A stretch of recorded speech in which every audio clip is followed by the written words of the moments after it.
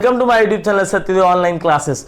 दोस्तों आज हम लोग बात करने वाले हैं, क्या बात करने वाले, आप लोगों ने आज का टाइटल तो देख ही लिया होगा। ओके फ्रेंड मुझे आप लोग से यही कहना है, ओके मेरी बात ध्यान से सुनिए। अगर आप लोग को एंड तक की वीडियो देखना है ना तो ही देखना, नहीं तो अभी छोड़कर चले जाना। ओके एंड तक देखना तो ही पूरी बात समझ में आने वाली है। अगर आप एंड तक नहीं देखेंगे तो बात आपको समझ में नहीं आएगी। ओके तो फ्रेंड जैसे कि बात करते हैं, my dear friends, welcome to my YouTube channel Satyadev online classes. Friends आज हम लोग एक कुछ नया टॉपिक डिस्कस करने वाले हैं। वैसे तो आप लोगों ने टाइटल में देख ही लिया होगा आज हम लोग क्या डिस्कस करेंगे। ओके आप किसी भी स्टैंडर्ड में हैं, whether you are in 11th 12th और एनी स्टैंडर्ड ऑफ कॉमर्स या आप कोई प्रोफेशनल कोर्सेज कर रहे हो तो भी आप लोग को इन अकाउंटिंग टर्म्स के बारे में पता होना चाहिए। तो मैं ऐसे बहुत सारे अकाउंटिंग टर्म्स है तो मैं सारे अकाउंटिंग टर्म्स एक एक करके डिस्कस करूँगा आप लोगों के साथ। ओके आज हम लोग डिस्कस करने वाले हैं 10 accounting most important terms. Okay ऐसी इस तरह से टोटल 50 अकाउंटिंग टर्म्स में आप लोगों के साथ टोटल डिस्कस करने वाला हूं जो इंपॉर्टेंट है। और ये जो होता है ना फ्रेंड्स, जैसे कोई स्कूल सेक्शन का जो बच्चा होता है 10th क्लियर करके 11th में आता है तो उसे बेसिक अकाउंटिंग टर्म्स पता होना चाहिए, नहीं तो उसको जो अकाउंट सब्जेक्ट है बुक कीपिंग एंड अकाउंटेंसी या एडवांस अकाउंटिंग उसे वो क्लियर नहीं होगा, समझ में नहीं आता है। तो इसलिए आप लोग स्टार्टिंग से लेके एंड तक बने रहिए, पूरा देखिए। और दोस्तों आप लोग के लिए एक बहुत अच्छी खबर है, मैंने अपना एक टेलीग्राम चैनल बनाया है, उस चैनल का लिंक मैं डिस्क्रिप्शन में दे दे रहा हूं। तो आप लोग चाहे तो टेलीग्राम चैनल को ज्वाइन कर लीजिए। उससे क्या होगा,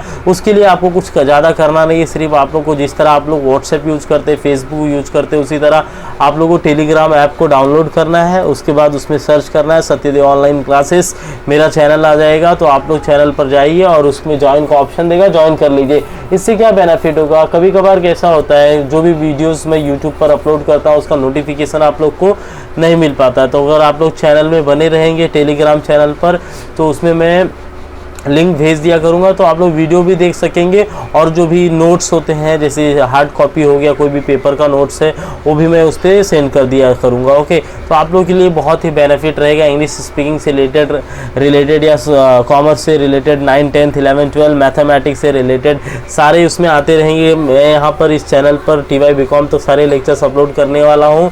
इस समय का कुछ ऐसा सिचुएशन है जो सब पॉसिबल नहीं हो पा रहा है, फिर भी मैं कोशिश कर रहा हूँ आप लोग को लेक्चर प्रोवाइड करने की। ओके तो चलिए ज़्यादा बात नहीं करेंगे, अभी हम लोग चलते हैं हमारे टॉपिक पे। हमारा आज का टॉपिक आप लोग देख रहे हैं स्क्रीन पर, क्या है देखिए, chapter 1 important accounting terms. Okay तो आज हम लोग कुछ इंपॉर्टेंट अकाउंटिंग टर्म्स डिस्कस करेंगे। इस तरह से लगभग मैं आप लोग को 50 अकाउंटिंग टर्म्स दूंगा। आज से हम लोग स्टार्ट कर दिए। तो देखिए पहला क्या दिया है, ट्रांजेक्शन।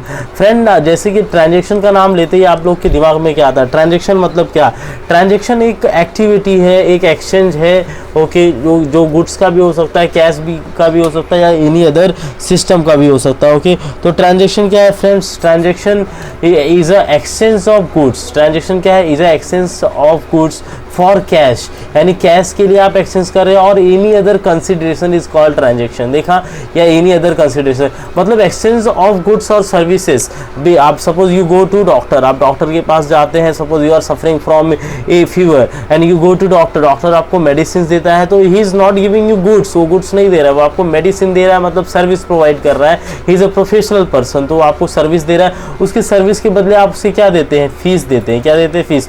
उस फीस को ही कहा जाता है कैश, उस फीस को क्या बोलेंगे, कैश। तो एक्सचेंज ऑफ गुड्स और सर्विस फॉर कैश। ओके तो वहाँ पे सर्विस आपने एक्सचेंज किया। Suppose you go to any grocery shop, आप ग्रोसरी शॉप पर जाते हैं, मॉर्निंग में आपको ब्रेड खाना है या any time, and you pay him. Okay और उसके बदले में वो आपको ब्रेड देता है, तो आपने गुड्स लिया। ओके यस, तो हो गया एक्सचेंज ऑफ गुड्स और सर्विसेज फॉर कैश। और any other consideration, any other consideration जैसे आप लोग को पता है पिछले ज़माने में बार्टर सिस्टम होता था। बार्टर ट्रांजेक्शन मतलब मेरे पास राइस ज़्यादा है तो पश्चिम बंगाल वाले के पास राइस ज़्यादा होता था, तो पश्चिम बंगाल वाले उत्तर प्रदेश से एक्सचेंज करते थे, तो उसको बोलते हैं बार्टर ट्रांजेक्शन। ऐसा ट्रांजेक्शन जहाँ पे मनी का कोई रोल नहीं है उसे बोलते हैं बार्टर ट्रांजेक्शन। ओके आगे हम लोग आएंगे कि एक्सचेंज ऑफ गुड्स और सर्विसेज फॉर कैश और any other consideration is called transaction. Transaction require minimum 2 parties. Transaction में मिनिमम कितने पार्टीज चाहिए, 2 पार्टीज। ओके देखिए कोई भी ट्रांजेक्शन होता है, किसी भी तरह का ट्रांजेक्शन हो तो 2 पार्टीज तो होना चाहिए। The first person should be seller, the second person should be buyer. Okay for example purchase of goods, payment of salaries. Okay purchase of goods, अगर आप गुड्स परचेस कर रहे हैं तो you are the buyer, you are the purchaser, and जो आपको cell कर रहा है वो सेलर हो गया। Okay payment of salaries, salary की बात करते हैं तो वहाँ पे एम्प्लॉयर होता है, एम्प्लॉय का रिलेशनशिप होता है। पेमेंट ऑफ कमीशन, कमीशन एक लेने वाला एक देने वाला, तो ये सब ट्रांजैक्शन है। आप लोग फ्यूचर में आगे पढ़ेंगे, अगर अभी आप 11th में गए हैं या जाने वाले हैं तो ये आपको आएगा 11th में। अगर आप पढ़ चुके हैं तो आप लोगों को पता है कि पेमेंट ऑफ कमीशन होता है। तो ये सब क्या है, ट्रांजैक्शन है। Purchase and sale of assets, okay, mostly हमारे घर में हम देखते हैं कुछ ना कुछ असेट्स हम परचेस करते रहते हैं, सेल करते रहते हैं, तो all this are known as transaction. There are 3 types of transaction. मतलब अभी मैं देखिए मैंने ट्रांजैक्शन का कितना बताया, मैंने ट्रांजैक्शन का जो मेरा डेफिनेशन है यहीं तक है, देखिए इतना ही है, ओके, ये इतना कॉल ट्रांजैक्शन। उसके बाद मैंने आप लोगों को सीधे सब पूरा एग्जाम्पल दिया यहाँ तक, यानी यहाँ से लेके यहाँ तक आप चाहे तो एग्जाम्पल दे सकते हैं। इससे क्या होगा, आप लोग को ये कभी भी किसी भी एग्जाम में ना ट्रांजैक्शन जो होता है 2 मार्क्स के लिए आता है। अगर आप जैसे ही बता देंगे कि ये ट्रांजैक्शन होता है, इतना सा डेफिनेशन आपने बता दिया, then you will get 2 marks, okay. अभी ये आपको बताने की जरूरत नहीं है इतना, there are 3 types of transaction, लेकिन फिर भी मैं आप लोगों को क्लियर कर रहा हूँ, क्योंकि हो सकता है एग्जाम में आपको पूछ दे व्हाट इज कैश ट्रांजैक्शन, या आप कहीं जॉब के इंटरव्यू के लिए गए वहाँ भी आपको पूछ सकता है what is credit transaction, what is barter transaction, तो you should know, okay, yes. In cash transaction, cash transaction क्या होता है, गुड्स और services are exchange for cash, okay. आप जो भी गुड्स एंड सर्विसेज ले रहे हैं, दे रहे हैं, वो तुरंत कैश के लिए एक्सचेंज हो जाती है। उसके बाद है credit transaction. In credit transaction goods और services are exchange for a certain value to be received और paid in the future. Credit transaction में क्या होता है, गुड्स और सर्विसेज जो होती है वह एक्सचेंज की जाती है for certain value to be received और पेड इन फ्यूचर, यानी कुछ वैल्यू के लिए। जो क्रेडिट ट्रांजैक्शन का मतलब क्या हो गया, सिंपल सी बात है, क्रेडिट का मतलब होता है उधार, मतलब वो गुड्स अभी मिलने वाला नहीं है, वो गुड्स का जो पैसा है वो फ्यूचर में मिलेगा। गुड्स तो हम अभी बायर को दे देंगे, लेकिन जो उसका मनी वो हमको देने वाला है, he will pay in future, तो वो क्रेडिट ट्रांजैक्शन हो गया। जैसे सपोज मैं एग्जांपल देता हूँ, Mister A sold goods to Mister B on credit for ₹10,000, तो ए ने सेल किया गुड्स किसको, मिस्टर बी को, ओके, कितने के लिए, 10,000 के लिए, ओके, ऑन क्रेडिट यानी उधारी पर, और फॉर 3 मंथ्स यानी 3 महीने के बाद ही फिर मिस्टर बी पेमेंट करेगा किसको, मिस्टर ए को। In a credit transaction goods और services are purchase but payment is postpone to future date. देखिए पूरा मैंने बहुत ही इजी लैंग्वेज में दिया हुआ है। क्या होता है, क्रेडिट ट्रांजैक्शन में गुड्स और सर्विस परचेस की जाती है, लेकिन जो पेमेंट होता है वो पोस्टपोन कर दिया जाता है फ्यूचर के लिए। आगे दिया है C, barter transaction. In barter transaction goods and services are exchange for other goods और सर्विसेज। जैसे मैंने अभी आपको पश्चिम बंगाल एंड यूपी का, उत्तर प्रदेश का एग्जाम्पल दिया था। बार्टर ट्रांजैक्शन में क्या होता है, goods and services are exchange, goods और सर्विसेज का एक्सचेंज होता है फॉर अदर गुड्स और services. In this type of transaction money does not play any role.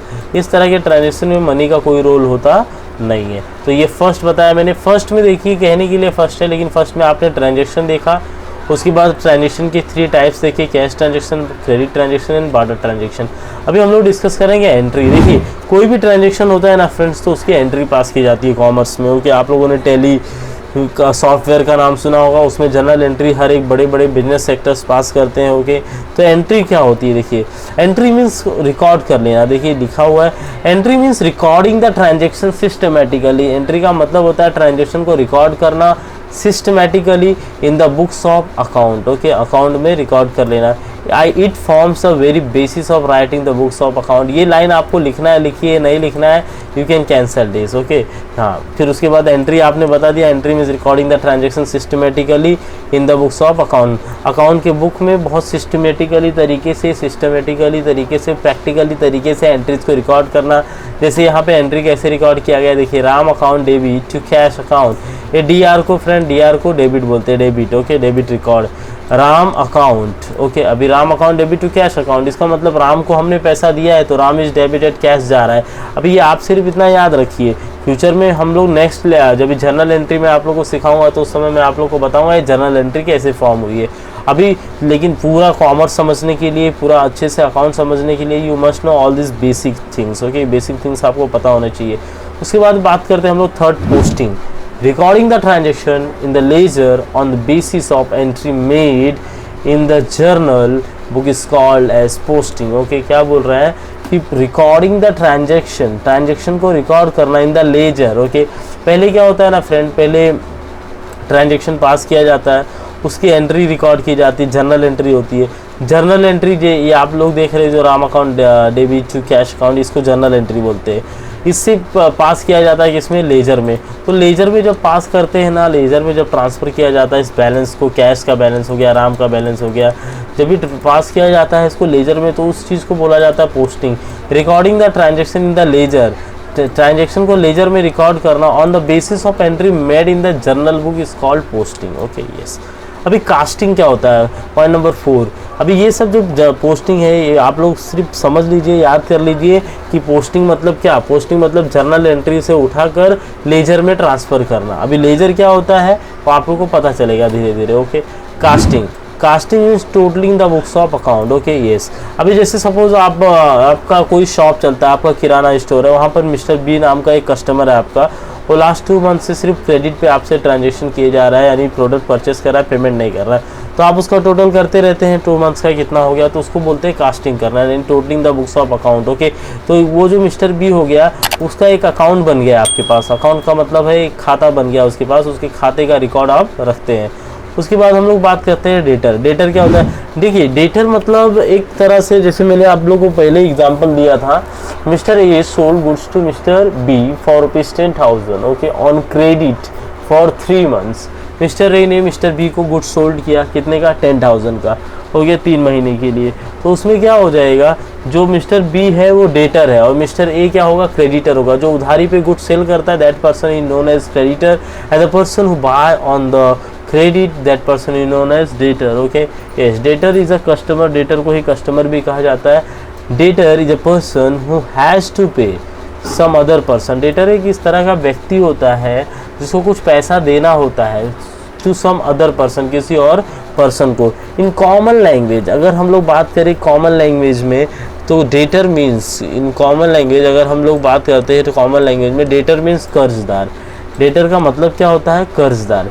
Debtor is a person who owes to some other person. Debtor एक ऐसा person होता है जो ओ होता है। ओ का मतलब क्या होता है फ्रेंड, ओ का मतलब होता है कर्जदार होना। ये कर्जदार होता है, कर्जदार होता है मतलब लोन लिया है इसने, यानी उधारी पे कुछ प्रोडक्ट परचेस किया है, तो इसे वो पैसा रिटर्न देना है सामने वाले को, इसलिए इसे कहा जाता है कर्जदार। ओके हाँ, देखिए आइए, creditor. A creditor is a person to whom we owe something. Creditor एक ऐसा पर्सन होता है जिसके हम कुछ ओ होते हैं। ओ का मतलब होता है, ये ओ का मतलब है कर्जदार होना। He is a person who has to receive from some other person. देखिए यहाँ पे ऊपर दिया था debtor is a person who has to pay, जिसको पैसा देना है, जो पैसा देगा दूसरों को, टू सम अदर पर्सन, दूसरे को ये पैसा देगा, कौन, डेटर देगा। जैसे मैंने ऊपर एग्जांपल दिया, मिस्टर ए ने गुड्स सोल्ड किया बी को और उधारी पर, तो पैसा कौन देने वाला है यहाँ पे, बी। तो बी क्या हो गया, डेटर हो गया। तुरंत पैसा दिया ना तो वो डेटर नहीं कहलाएगा, कस्टमर कैश ट्रांजेक्शन हो गया है ना। जो पैसा जो क्रेडिट पे गुड्स परचेस करता है और पेमेंट नहीं दिया अभी तक, तब तक उसको डेटर बोलते हैं। ओके, तो डेटर कितना था, जैसे 10,000 का गुड्स मिस्टर बी ने परचेस किया, तो बी ने अभी तक पैसे नहीं दिया, तो ही इज़ अ डेटर। ओके, और ए को पैसा लेना है तो ए इज़ अ क्रेडिटर। देखिए यहाँ पे दिया हुआ है, a creditor is a person to whom we owe something, जिसके हम कर्जदार है। He is a person who has to receive from some other person. एक ऐसा व्यक्ति होता है जिसको पैसा मिलता है दूसरों से। मैंने बहुत ही अच्छा एग्जाम्पल दिया हुआ है नीचे, एग्जाम्पल आप लोग समझेंगे, पूरा सुनेंगे तो आप लोग को डिटेल में एकदम क्लियर हो जाएगा। आप लोग नोट पेन नोटबुक लेकर बैठिए और इसको पूरा अच्छे से कॉपी कर लीजिए। 1 बार नहीं, 2 बार नहीं, 3 बार नहीं, 4 बार नहीं, 5 बार प्रैक्टिस कीजिए इसको, एक एक को बाहर कर करके समझ के। आप लोगों को कुछ नहीं आता है तो आप लोग मेरे वीडियो के नीचे कमेंट सेक्शन में जाकर कमेंट कीजिए, तो मैं आप लोग को अच्छे से एक्सप्लेन कर दिया करूँगा। ओके, देखिए एग्जाम्पल क्या दिया, Sunil sold goods to Mahesh on credit for ₹10,000। Sunil ने सेल किया, क्या सेल किया, गुड्स, किसको, महेश को, on credit for ₹10,000। In this case Sunil is the seller. इसमें क्या है, सुनील, देखिए ध्यान से देखिए, Sunil sold goods to Mahesh, कौन सेल कर रहा है, सुनील सेल कर रहा है, क्या सेल कर रहा है, गुड्स, किसको, महेश को, कैसे, ऑन क्रेडिट, उधारी पर, कितने का, फॉर ₹10,000। समझ में आ रहा है, सुनील ने सोल्ड किया गुड्स महेश को ऑन क्रेडिट 10,000 का, 10,000 का। तो इसमें सुनील सेल कर रहा है, इसका मतलब सुनील सेलर हो गया। किसको सेल कर रहा है, महेश को, यानी महेश बायर हो गया, और महेश उधारी पे ले रहा है तो महेश को बायर को ही डेटर कहा जाता है। इन दिस केस देखिए मैंने इसमें डिटेल में एक्सप्लेन कर दिया बायर कौन होगा और क्रेडिटर कौन होगा। देखिए इन this case Sunil is the seller and Mahesh is the buyer. Okay, yes. It means that Mahesh has to pay rupees 10,000 to Sunil. Mahesh को इसमें पैसा देना है, किसको? सुनील को देना है. ओके, इसमें महेश पैसा देगा किसको? सुनील को. Therefore Sunil is a creditor. Sunil क्या है? क्रेडिटर है. And Mahesh is the debtor. Okay, Sunil पैसा लेने वाला है, तो सुनील क्या हो गया? क्रेडिटर हो गया. और महेश पैसा देगा, तो महेश क्या हो गया? डेटर हो गया. आगे हम लोग बात करेंगे next term, that is assets. Assets means the total of all property. Assets क्या होता है? टोटल ऑफ ऑल प्रॉपर्टी, सारे प्रॉपर्टीज़ का जब आप टोटल करते हैं, बिजनेस में कितना पैसा है, कितने असेट्स है, मशीनरीज क्या है, फर्नीचर क्या है, मोटर कार कितने का है, गुडविल क्या है, तो उस सबको कहा जाता है assets. Okay, assets means the total of all properties, things and belongings. Belongings मतलब चीज़ें, वस्तुएं of the businessman. Okay, businessman से जो भी असेट्स बिलोंग करता है, जो भी प्रॉपर्टीज़ बिलोंग करती है, वो सबके एडिशन को ही कहा जाता है assets. Okay, assets can be movable. Assets कैसा हो सकता है? मूवेबल. मूवेबल मतलब एक जगह से दूसरी जगह पे जिसको ले जा सकते हैं, मूवेबल. जैसे कंप्यूटर, कंप्यूटर की बात करें, या हम लोग कार की बात करते हैं, मोटर कार की बात करते हैं, तो मोटर कार, आपके पास मोटर कार है, यानी कार है अगर सपोज आपके पास, तो वो मूवेबल है, एक जगह से दूसरी जगह पर जा सकता है. आपके पास एक फ्लैट है, प्रेमाइसेस है, बिल्डिंग है, तो वो बिल्डिंग यानी वो फ्लैट आप एक जगह से दूसरी जगह पर नहीं लेके जा सकते, तो वो इमूवेबल प्रॉपर्टी हो गया. They can be tangible. और जो प्रॉपर्टी है वो टेंजिबल हो सकता है या इनटेंजिबल. अभी देखिए, टेंजिबल मतलब क्या? सपोज मैं बात करूँ मिस्टर ABC मिठाई वाला. ओके, ABC है, ऐसा एक स्वीट मेकर है जो स्वीट सेल करता है, वो बहुत ही फेमस है. ओके, तो अभी देखिए उसकी शॉप है, उसके यहाँ पे मिठाई रखने के लिए जो बनाए गए फर्नीचर वो टेंजिबल है, लेकिन उसका एक नाम है, उसका एक गुडविल है. अबे हम चलिए रिलायंस की बात करता हूँ मैं. आप लोग रिलायंस का नाम सुने हैं, मुकेश अंबानी, नीता अंबानी, आप जानते ही हैं. ओके, तो अभी देखिए रिलायंस का एक नाम है. ओके, उस नाम को, उस ब्रांड को भी असेट्स कहा जाता है. ओके, यस, तो उसको बोला जाता है गुडविल. क्या बोलते हैं उसका? गुडविल. उनका एक अच्छा इमेज है, image of the good image of the business. उनके बिजनेस का एक गुड इमेज है, लोगों के मन में, लोगों के दिमाग में, लोगों के दिल में, वो लोग सब जानते हैं कि Reliance is a brand. Okay, Reliance एक ब्रांड है. उसी तरह से कोई टाटा, अभी टाटा कंपनी है, आप लोग बात करते हैं मिस्टर रामदेव बाबा जी की, पतंजलि. ओके, तो उनका भी एक क्या बन चुका है? ब्रांड बन चुका है. तो जो ब्रांड है फ्रेंड, ये इनटेंजिबल है. गुडविल जो वो नाम है वो क्या है? इनटेंजिबल. वो नाम को आप देख नहीं सकते, तो वो भी क्या होता है? एक असेट्स होता है. अभी डिटेल में आप लोग को मैं आगे फिर बताऊंगा इंटेंजिबल क्या होता है. इंटेंजिबल को इनविजिबल भी कहा जाता है. फॉर एग्जांपल बिल्डिंग आप देख सकते हैं, बिल्डिंग को टच कर सकते हैं. फर्नीचर को आप देख सकते हैं, टच कर सकते हैं. मोटर कार, गाड़ी को आप, मोटर कार हो गया, इसको टच कर सकते हैं, देख सकते हैं. लेकिन goodwill is the good image of the business. Goodwill क्या है? गुड इमेज है. किसका? बिजनेस का. जो गुडविल है ये good image of the business है, रेपुटेशन ऑफ द बिजनेस है. ओके, आपको कोई भी पूछेगा व्हाट इज गुडविल, तो you can tell him goodwill is the good image of the business. मैं यहाँ पर आप लोगों को लिख के दे रहा हूँ. Goodwill is the good image of any business, और goodwill is the good reputation of any business. Okay, तो ये मैंने आप लोग को यहाँ पर लिख के भी दिखा दिया, आप लोग ये भी समझ सकते हो. Okay, yes. उसके बाद अगर हम लोग बात करते हैं लायबिलिटीज़ की. लायबिलिटी क्या? देखिए, असेट्स यानी प्रॉपर्टी.